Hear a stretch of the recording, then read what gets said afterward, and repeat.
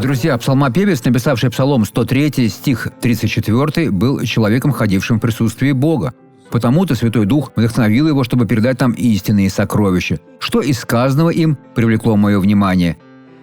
Говоря о Боге, он сказал: «Да будет благоприятно ему», он говорил о Боге другому человеку, «песнь моя». Никогда не сетуйте на Бога. «Бог, я хочу этого, я расстроен. Почему у меня это не получается?»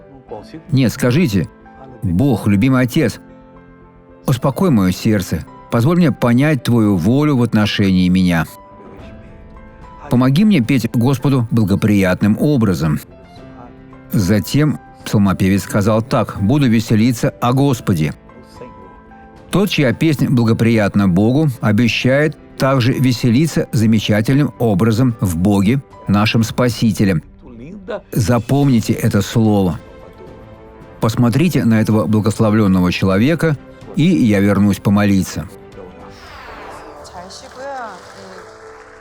У нее были 2 опухоли в ноздрях.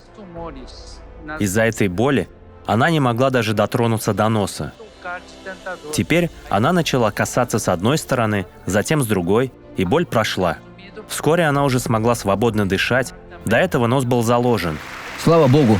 Благодарю, Иисус! Теперь помолимся, дорогой Отец. Я взываю за того человека, который молится со мной и который очень нуждается в Твоей помощи, нуждается в Твоей силе, в Твоих откровениях. Я сейчас благословляю его. И делаю это, Бог, ради Твоей славы, во имя Иисуса Христа. Будьте благословлены Богом. Хорошего дня!